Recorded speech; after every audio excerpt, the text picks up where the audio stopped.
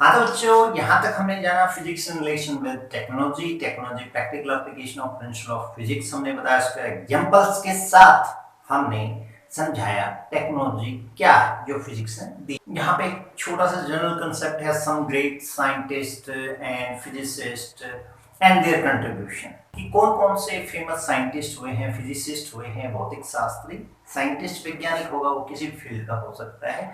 जब फिजिक्स की बात कर रहे हैं तो फिजिसिस्ट होगा, जब फिजिक्स के फील्ड में ही उसने क्या नई डिस्कवरी की है और क्या इंपॉर्टेंट उसका प्रैक्टिकल एप्लीकेशन है। बहुत से साइंटिस्ट हैं जो लोअर क्लासेस में भी अब तक आपने साइंस के वेरियस लेसन पढ़ते हुए नाम सुने हैं और पढ़ा होगा कि फला साइंटिस्ट ने फला डिस्कवरी की थी। ठीक है, जैसे हम लॉज ऑफ मोशन की बात करें, न्यूटन्स ने दिए थे। न्यूटन्स लॉ ऑफ ग्रेविटेशन आपने पढ़ा है, तो universal law of gravitation Newton की देन है। जब हम बात करते हैं न्यूटन की तो आपको निश्चित ही पृथ्वी घूमने लग जाती है, ये ऐसा महसूस होता है क्योंकि उसने इतना ज्यादा योगदान दिया है। तो मैं यहाँ पे कुछ एक इंपॉर्टेंट जो है साइंटिस्ट के बारे में बताना चाहूंगा। आर्किमिडीज का आपने नाम सुना होगा, लॉ ऑफ फ्लोटेशन, तैरने का सिद्धांत दिया था। ये भी आपने 9वीं क्लासेस में थोड़ा सा इंट्रोडक्शन पढ़ा हुआ है। उसके साथ मैं बताना चाहूंगा, जैसे न्यूटन का नाम बताया है, सर आइजैक न्यूटन पूरा इसका नाम है, तो इसने यूनिवर्सल लॉ ऑफ ग्रेविटेशन दिया है, गुरुत्वाकर्षण का सार्वत्रिक नियम, और उसके साथ साथ न्यूटन्स लॉज ऑफ मोशन। बस ये दो से ही सफिशिएंट है, पता नहीं कितने लॉ उसने, कितना फिजिक्स में क्या कुछ योगदान दिया है, वो बियॉन्ड इमेजिनेशन रहेगा। तो इसी तरह से हम पढ़ते हैं, इलेक्ट्रॉन की खोज किसने की, जे थॉमसन ने की, है ना। प्रोटॉन की खोज किसने की, न्यूट्रॉन की खोज किसने की, जेम्स चैडविक, है ना। ये सब आपने पढ़े हुए हैं। साइंटिस्ट अभी मैंने नाम लिया, ये सारे फॉरेन कंट्री के हैं, विदेशों के हैं। हमारे देश के भी बहुत से फेमस साइंटिस्ट हुए हैं, उनमें से कुछ एक के नाम मैं लेना चाहूंगा। इंडियन फिजिसिस्ट पहला हुआ है सीवी रमन, ये साउथ से हैं, साउथ इंडिया से बिलोंग करते हैं। सीवी रमन, चंद्रशेखर वेंकट रमन, जो पहले भारतीय भौतिक शास्त्री हैं, first Indian physicist who won the Nobel prize. किसके लिए मिला ये नोबेल प्राइज? उनको मिला inelastic scattering of light. ठीक है, तो ये इलास्टिक और इनइलास्टिक स्कैटरिंग ऑफ लाइट क्या होता है, ये भी आप प्रकाश प्रकीर्णन 10वीं क्लास में थोड़ा सा पढ़ा है, 12वीं कक्षा में हम फिर से फिजिक्स में इसको डिटेल में स्टडी करेंगे, स्कैटरिंग ऑफ लाइट क्या होता है। और फिर स्कैटरिंग ऑफ लाइट को भी दो कैटेगरी में, इलास्टिक और इनइलास्टिक स्कैटरिंग में कैटेगराइज किया। तो inelastic scattering of light by molecules, ये बताया था हमारे इंडियन फिजिसिस्ट सीवी रमन ने, जिसके लिए उन्हें नोबेल प्राइज मिला। इसी तरह से एम.एन. शाह है, मेघनाथ साहा, जिन्होंने थर्मल आयनाइजेशन के बारे में बताया। SN. Bose, Satyendranath Bose, quantum statistic के बारे में उन्होंने काफी कुछ डिस्कवरी दी है, हमारे इंडिया के रहे हैं ये। ऋषि बोस है, जगदीश चंद्र बोस, जिसने अल्ट्रा एंड रेडियो वेव के बारे में बताया, जो कम्युनिकेशन में बहुत इंपॉर्टेंट रोल प्ले करते हैं। वहां से ये कम्युनिकेशन के अंदर रिवॉल्यूशन स्टार्ट हुआ था। शॉर्ट रेंज की जो कम्युनिकेशन होती थी, वाकी टाकी सिस्टम जो थर्ड एम्पायर क्रिकेट के मैदान पे यूज करता है, ठीक है, तो ये कम्युनिकेशन की स्टार्टिंग अल्ट्रा और शॉर्ट वेवलेंथ रेडियो वेव जो थी, वो हमारे इंडियन फिजिसिस्ट जेसी बोस ने बताया था, डिस्कवरी की थी। तो ये सब आप थोड़ा सा अपनी बुक की हेल्प से, और जितना मैंने नाम यहाँ पे गिनाए हैं, उनकी क्या डिस्कवरी हैं, या आप पीछे की 10वीं क्लास तक जो आपने विज्ञान पढ़ी, उसकी मेमोरी पे रिकॉल कर सकते हैं कि किस साइंटिस्ट ने कौन सी प्रिंसिपल या ला दिया था, या किस चीज़ की डिस्कवरी की थी। तो ये एक जीके का क्वेश्चन है, जनरल जीके इन साइंस। आगे बढ़ते हैं। मेन टॉपिक यहाँ से स्टार्ट होता है इस पहली यूनिट का। यहाँ तक general introduction of science and physics थी। अब बात करते हैं fundamental forces in nature. Fundamental forces in nature, यानी कि प्रकृति में आधारभूत बल। फोर्सेस, बल, बल को फोर्स हम कहते हैं। तो इसके बारे में आपने लोअर क्लास में पढ़ा हुआ है। बल क्या होता है? वह धक्का या खिंचाव जो किसी वस्तु की अवस्था में परिवर्तन ला दे या लाने की कोशिश करेगा। पुश और पुल विच कैन चेंज और try to change the position और पोजीशन ऑफ एन ऑब्जेक्ट। ठीक है। तो फंडामेंटल फोर्सेस यानी कि फोर्सेस हम वेरियस टाइप्स की पढ़ते हैं। जैसे अब बात करें ग्रेविटेशनल फोर्स, न्यूटन ने जो लॉ ऑफ ग्रेविटेशन दिया था तो वहां गुरुत्वाकर्षण बल को पढ़ा, क्लियर। इसी तरह से मैं यहाँ पे बोर्ड पे लिख पा रहा हूँ, ये कॉन्टैक्ट फोर्सेज हैं। कुछ फोर्सेज ऐसी होती हैं जो इन कॉन्टैक्ट फोर्सेज होती है। तो वेरियस फोर्सेज आपने पढ़ी हैं, चुंबकीय बल पढ़ा है, वैद्युत बल पढ़ा है, कूलम्ब्स लॉ 10वीं क्लास में ही पढ़ा है आपने। तो various types of forces are there in physics, so we have to study or know, we have to know about the fundamental forces in nature, यानी कि मेन टाइप्स कौन कौन सी फोर्सेज होती हैं जिनको फंडामेंटल फोर्सेज माना गया है। तो यहाँ पे बताया there are 4 fundamental forces in the nature, और उसी से फिर वो वेरियस टाइप्स ऑफ फोर्सेज हम पढ़ते जाएंगे। तो सबसे पहले बताया ग्रेविटेशनल फोर्सेज, कौन सी?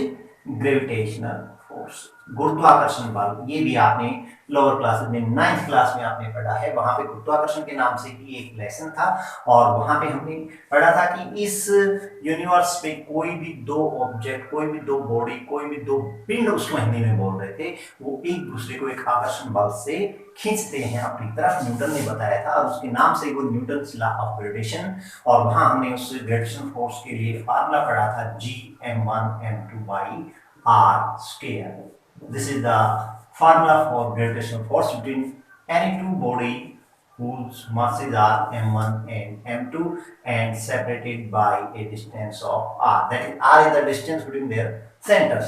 तो ये बॉडी m1 मास की m2 मास की बॉडी को इतनी फोर्स से, इतने मैग्नीट्यूड की फोर्स से अपनी तरफ अटैक कर रही है, और ये बॉडी भी इतने ही मैग्नीट्यूड की फोर्स से अपनी तरफ अटैक कर रही है। तो सबसे पहली फंडामेंटल फोर्स पढ़ी हमने ग्रेविटेशनल फोर्सेज।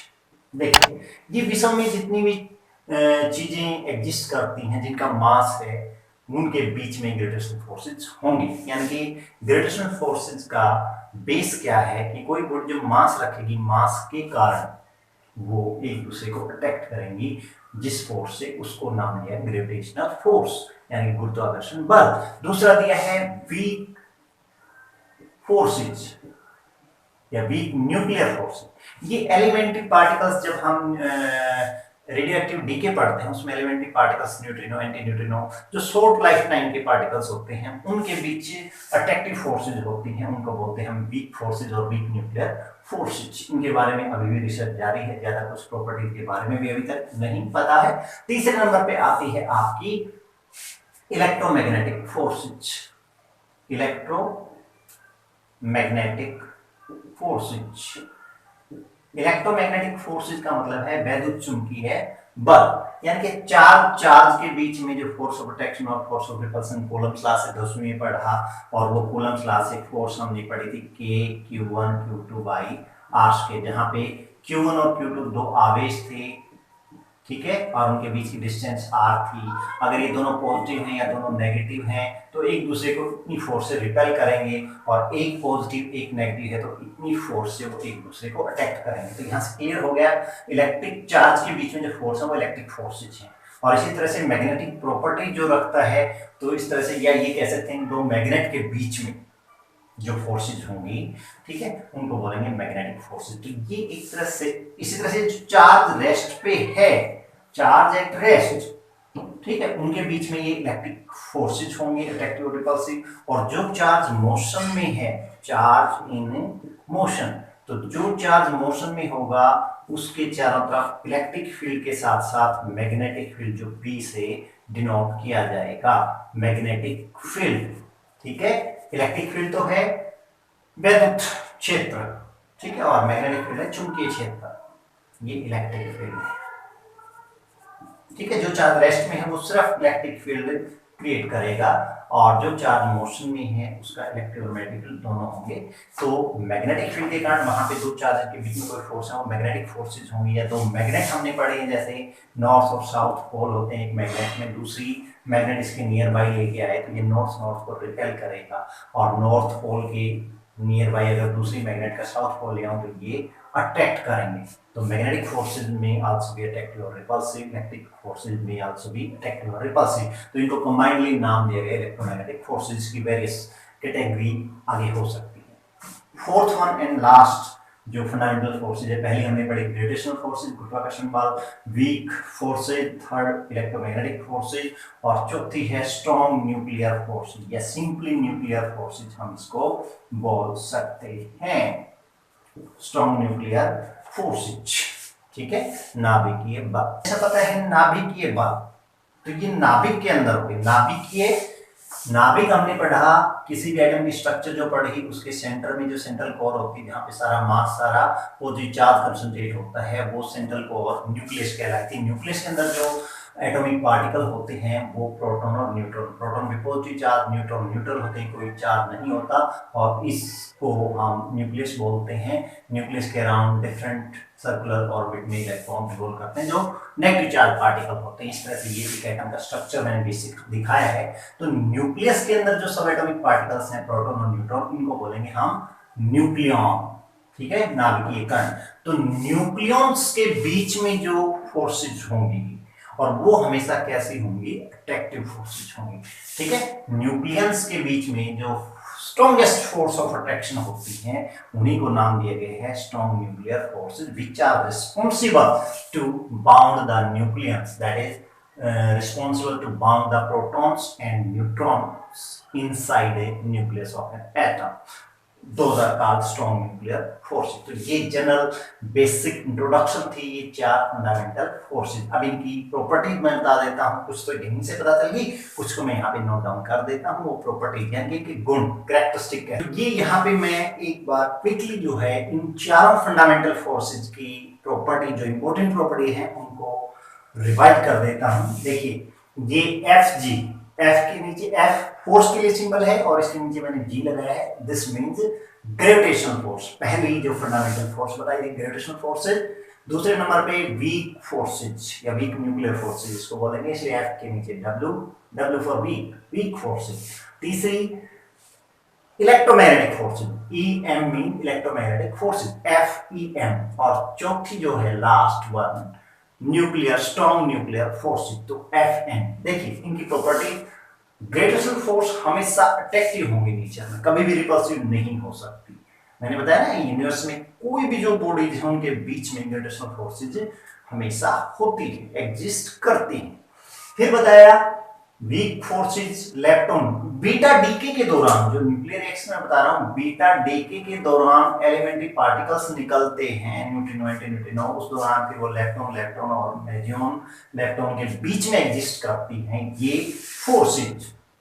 तो तीसरे नंबर पे चले इलेक्ट्रोमैग्नेटिक फोर्सेज, ये अट्रैक्टिव भी हो सकती हैं, रिपल्सिव भी हो सकते हैं। इलेक्ट्रोमैग्नेटिक फोर्सेज में भी अट्रैक्टिव और रिपल्सिव, जैसा आपने पढ़ा लोअर क्लासेस में कूलम्ब्स लॉ, दो चार्ज के बीच जो फोर्सेज हैं वो कूलम्ब्स लॉ से गवर्न होती हैं, F = K Q1 Q2 r square. तो कूलम्ब का नियम यही कहता था कि अगर दोनों चार्ज सेम साइन के हैं, दोनों पॉजिटिव या दोनों नेगेटिव, तो रिपल्सिव होंगी, एक पॉजिटिव एक नेगेटिव तो अट्रैक्टिव होंगी। इसी तरह से अगर हम मैग्नेट के पोल के बीच बात करें, वो मैग्नेटिक फोर्सेज भी इसी में आती हैं, तो वो नॉर्थ नॉर्थ को रिपेल करता है, साउथ साउथ पोल को रिपेल करते हैं, कि same pole repel, opposite pole attack. तो ये अट्रैक्टिव और रिपल्सिव हो सकती हैं, दोनों नेचर रखती हैं। स्ट्रॉन्ग न्यूक्लियर फोर्सेज जो है वो हमेशा अट्रैक्टिव होंगी, लेकिन वो न्यूक्लियस के बीच होती है, तो न्यूक्लियस साइज के अंदर अंदर अट्रैक्टिव रहेंगी। फिर दूसरी प्रॉपर्टी में चलते हैं कि ग्रेविटेशनल फोर्स जो है वो काफी लॉन्ग रेंज फोर्स है, काफी लार्ज डिस्टेंस तक भी वो एग्जिस्ट करती हैं। ठीक है, इन्फिनिटी पे ही जीरो होती है, अदरवाइज इन्फिनिटी से कुछ कम, यानी कि काफी लार्ज वैल्यू हो डिस्टेंस दो बॉडी के बीच में, तब भी ग्रेविटेशनल फोर्स उनके बीच में होंगी। क्लियर। दूसरी बताएं तो वीक फोर्सेज जो है वेरी शॉर्ट रेंज फोर्सेज हैं, और इलेक्ट्रोमैग्नेटिक फोर्सेज की बात करें तो ये इनके कंपैरिजन में ज्यादा रेंज तक लगेंगे, ज्यादा डिस्टेंस तक एग्जिस्ट करते हैं, लेकिन नॉट वेरी लार्ज डिस्टेंस तक ये एग्जिस्ट करेंगी।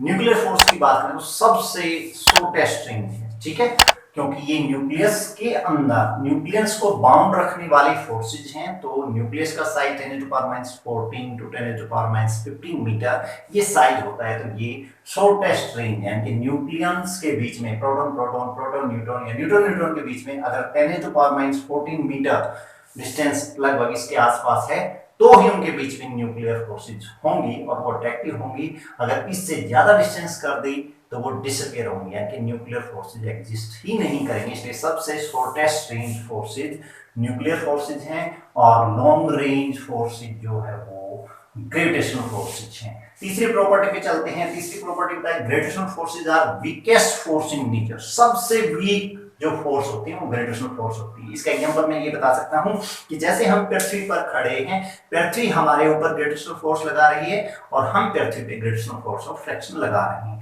तो पृथ्वी जो है हमारे ऊपर जो ग्रेविटेशनल फोर्स लगा रही है, गुरुत्वाकर्षण बल लगा रही है, हम उसको फील ही नहीं कर पाते कि हमारे ऊपर कोई फोर्स भी लग रही है। तो ये सिद्ध करता है कि ग्रेविटेशनल फोर्स सबसे वीक फोर्स है। अब चलें वीक फोर्सेज, दूसरी टाइप की जो फोर्सेज थी उसकी प्रॉपर्टी बताई गई है कि ग्रेविटेशनल फोर्स की अगर मैग्नीट्यूड को हम यूनिटी 1 मान लें तो उसकी 10 की शक्ति 25 गुना स्ट्रॉन्ग होगी वीक फोर्सेज, यानी इनके कंपैरिजन में ये 10 की शक्ति 25 गुना स्ट्रॉन्ग है। तीसरी इलेक्ट्रोमैग्नेटिक फोर्स की बात करें तो इलेक्ट्रोमैग्नेटिक फोर्स ग्रेविटेशनल फोर्स की 10⁻36 टाइम होती है, यानी कि ये इनसे भी स्ट्रॉन्ग है, इंक्रीजिंग ऑर्डर में है ये एक तरह से। सबसे वीक फोर्स ग्रेविटेशनल फोर्स, उससे ज्यादा स्ट्रॉन्ग फिर ये जो ग्रेविटेशनल फोर्स की 10 की 25 गुना होती है। इलेक्ट्रोमैग्नेटिक फोर्स ग्रेविटेशनल फोर्स का ही 10 की शक्ति 36 गुना होती है स्ट्रॉन्ग। और सबसे स्ट्रॉन्गेस्ट फोर्स है स्ट्रॉन्ग न्यूक्लियर फोर्स जो ग्रेविटेशनल फोर्स की 10⁻38 टाइम्स होती है। This is the strongest force in nature. Gravitational force is the weakest force in nature. ये पॉइंट आप नोट डाउन कर लें। अगली प्रॉपर्टी पे चलें तो बताएं gravitational force, Newton's law of gravitation से फार्मूला हमने पढ़ा था F=g_m1 गुना m2 बटे r स्क्वायर। तो जो F जो है gravitational force inversely proportional to r square है, तो ये इनवर्स स्क्वायर लॉ को ओबे करेंगे। इस तरह की जो फोर्सेज होती हैं वो इनवर्स स्क्वायर लॉ को ओबे करेंगी। वीक फोर्सेज के बारे में ज्यादा प्रॉपर्टीज हमें नहीं पता, सिर्फ इतना पता है कि ये एलिमेंट्री पार्टिकल्स के बीच होती हैं। बीटा डिग्री के दौरान जो एलिमेंट्री पार्टिकल्स निकलते हैं और इनकी रेंज भी छोटी होती है। ग्रेविटेशनल फोर्स की 10 की शक्ति 25 गुना स्ट्रॉन्ग है। और ज्यादा प्रॉपर्टीज के बारे में हमें नहीं पता वीक फोर्सेज के लिए, रिसर्च अभी भी इन पे चल रही है। इलेक्ट्रोमैग्नेटिक फोर्स की बात करें तो ये इनवर्स स्क्वायर लॉ को ओबे करेंगी, ग्रेविटेशनल फोर्स भी ओबे करेंगी। ये प्रॉपर्टी के बारे में, इसके बारे में कुछ कहा नहीं जा सकता, नहीं पता। इनवर्स स्क्वायर लॉ को ओबे करेंगी इलेक्ट्रोमैग्नेटिक फोर्सेज भी, लेकिन न्यूक्लियर फोर्सेज ओबे नहीं करेंगे। They do not obey the inverse square law because nuclear forces are inversely proportional to some higher power of distance between nucleus. वो r की 4 power के इनवर्सली प्रोपोर्शनल हो सकती हैं, 7 पावर के इनवर्सली प्रोपोर्शनल हो सकती हैं, इसलिए इनवर्स स्क्वायर लॉ को ओबे नहीं करेंगी न्यूक्लियर फोर्सेज। अगली प्रॉपर्टी बताया कि ग्रेविटेशनल फोर्स जो है वो सेंट्रल फोर्सेज होती है। सेंट्रल फोर्सेज का मतलब अभी केंद्र की तरफ लगती हुई, यानी दो बॉडी हमने बताई थी, एक m1 मास की एक m2 मास की, तो दोनों के सेंटर को मिलाने वाली लाइन के अलोंग लगेंगी ऐसी फोर्सेज। देखो दोनों को मिलाने वाली लाइन के अलोंग ये बॉडी इसको अपनी तरफ इस तरफ अटैक करेगी और ये m2 बॉडी m1 को अपनी तरफ इस लाइन के अलोंग ये अटैक करेगी। तो दोनों को मिलाने वाली, दोनों के सेंटर को मिलाने वाली लाइन के अलोंग लगती हैं, इसलिए इनको बोलते हैं सेंट्रल फोर्सेज। इसके बारे में कुछ कहा नहीं जा सकता। इलेक्ट्रोमैग्नेटिक फोर्सेज ये भी सेंट्रल फोर्सेज हैं और न्यूक्लियर फोर्सेज ये नॉन सेंट्रल है। ठीक है, अगली प्रॉपर्टी पे चलें। ग्रेविटेशनल फोर्सेज कंजर्वेटिव है। ये आपको ध्यान रखना है कि जो फोर्सेज इनवर्स स्क्वायर लॉ को ओबे करेंगे और सेंट्रल फोर्सेज होंगी वो ये दोनों प्रॉपर्टी रखने वाले कंजर्वेटिव ही होंगे, कंजर्वेटिव फोर्सेज हैं। इसके बारे में कुछ कहा नहीं जा सकता इस प्रॉपर्टी के बारे में। और इलेक्ट्रोमैग्नेटिक फोर्सेज भी कंजर्वेटिव, क्योंकि ये भी सेंट्रल है, इनवर्स स्क्वायर लॉ को ओबे कर रही है। ये नॉन सेंट्रल थी, इनवर्स स्क्वायर लॉ को भी ओबे नहीं कर रही थी, इसलिए नॉन कंजर्वेटिव होंगी, कंजर्वेटिव फोर्सेज नहीं होंगी न्यूक्लियर फोर्सेज। तो ये इंपॉर्टेंट प्रॉपर्टी मैंने बताई इन 4 फंडामेंटल फोर्सेज के लिए। आप वीडियो को पॉज करें यहाँ पे और ये 6 की 6 प्रॉपर्टी लिख लें। और बताऊं एक्स्ट्रा तो ग्रेविटेशनल फोर्स जैसे इंपॉर्टेंट पॉइंट बताइए, ये सबसे वीकेस्ट फोर्स है, सबसे स्ट्रॉन्गेस्ट फोर्स न्यूक्लियर फोर्स है। क्लियर, ठीक है। और इसी तरह से मैंने बताया कि ग्रेविटेशनल फोर्स के लिए फील्ड पार्टिकल की अगर बात करें तो उस फील्ड पार्टिकल को नाम दिया ग्रेविटॉन। इनके फील्ड पार्टिकल को कुछ नाम नहीं दिया गया है, इनके फील्ड पार्टिकल को फोटोन कहा गया है और न्यूक्लियर फोर्सेज के फील्ड पार्टिकल्स को पाई मेजॉन्स कहा है। ये भी आप आगे चलकर जान पाएंगे +2 के अंदर। ठीक है, तो ये पहली 6 प्रॉपर्टी बहुत ज्यादा इंपॉर्टेंट है, आपको एक बार समझ के और इनको लर्न कर लेना है, मेमोराइज कर लेना है, ज्यादा मुश्किल नहीं है। एक इंपॉर्टेंट और पॉइंट बताऊं, इन 4 फोर्सेज के अगर मैग्नीट्यूड को इंक्रीजिंग या डिक्रीजिंग ऑर्डर में लिखना हो लिखा जा सकता है। पहले ग्रेविटेशनल फोर्स, फिर वीक फोर्स, फिर इलेक्ट्रोमैग्नेटिक फोर्स और चौथे नंबर पे न्यूक्लियर फोर्स। ठीक है, तो ग्रेविटेशनल फोर्स के मैग्नीट्यूड को 1 कंसीडर करें तो ये वीक फोर्स उनकी 10 की 25 गुना स्ट्रॉन्ग है, और ये इलेक्ट्रोमैग्नेटिक फोर्स 10 की पावर 36 गुना स्ट्रॉन्ग है। न्यूक्लियर फोर्स की बात करें तो 10 टू पावर 38 टाइम्स है ग्रेविटेशनल फोर्स की। तो this is the increasing order of the force, fundamental forces. Increasing order में मैंने अरेंज किया है, 1 10 की शक्ति 25, 10 की शक्ति 36, 10 की शक्ति 38 ग्रेविटेशनल फोर्स पहले नंबर पे, फिर वीक फोर्स दूसरे नंबर, इलेक्ट्रोमैग्नेटिक फोर्स तीसरे नंबर पे, न्यूक्लियर फोर्स चौथे नंबर पे। This is the increasing order of the fundamental forces in increasing their strength. यानी कि अगर मैं बात करता हूं इन दो का कंपैरिजन करें तो इलेक्ट्रोमैग्नेटिक फोर्सेज 10 की पावर 36 गुना है ग्रेविटेशनल फोर्स की, और वीक फोर्सेज 10 की पावर 25 गुना है। तो ये फोर्स इससे कितनी टाइम स्ट्रॉन्ग होंगी? 36 माइनस 25 कितनी हो जाएगी? 11 गुना। ठीक है, यानी कि इलेक्ट्रोमैग्नेटिक फोर्सेज जो हैं वो 10 to power 11 times weak forces. अगर मैं इन दो की कंपैरिजन करूं इलेक्ट्रोमैग्नेटिक फोर्सेज और न्यूक्लियर फोर्सेज, तो ये 10 की शक्ति 36 गुना थी वीक स्ट्रॉन्ग ग्रेविटेशनल फोर्स की, और न्यूक्लियर फोर्सेज 10 की पावर 38 गुना थी ग्रेविटेशनल फोर्स की। तो इलेक्ट्रोमैग्नेटिक फोर्स और न्यूक्लियर फोर्स के बीच अगर कंपैरिजन करूं तो इसमें दो पावर ज्यादा है, ये 10 की 36, ये 10 की 38। तो हम कह सकते हैं कि nuclear forces are 100 times stronger than electromagnetic forces. Electromagnetic force से 10 टू पावर 2 टाइम्स स्ट्रॉन्ग है ये न्यूक्लियर फोर्स। इलेक्ट्रोमैग्नेटिक फोर्स की 10 टू पावर 2 टाइम्स कौन सी? Nuclear force. इसीलिए बताया ये सबसे वीकेस्ट है, ये सबसे स्ट्रॉन्गेस्ट है। क्लियर? ये इंक्रीजिंग ऑर्डर लिखा है, डिक्रीजिंग ऑर्डर लिखेंगे तो न्यूक्लियर फोर्स सबसे पहले, ठीक है, उससे कम फिर इलेक्ट्रोमैग्नेटिक फोर्स, फिर उससे कम वीक फोर्स, उससे कम ग्रेविटेशनल फोर्स। ये डिक्रीजिंग ऑर्डर है, ठीक है, decreasing order of the fundamental forces. ये इंक्रीजिंग ऑर्डर था, इसमें हम ऐसे लगा सकते हैं ये साइन। क्लियर? ठीक है, तो यहाँ पे ये fundamental forces in nature important topic, important concept आपको समझ आया होगा, इसको अच्छे से लर्न करना है। मिलते हैं नेक्स्ट वीडियो में। Thank you.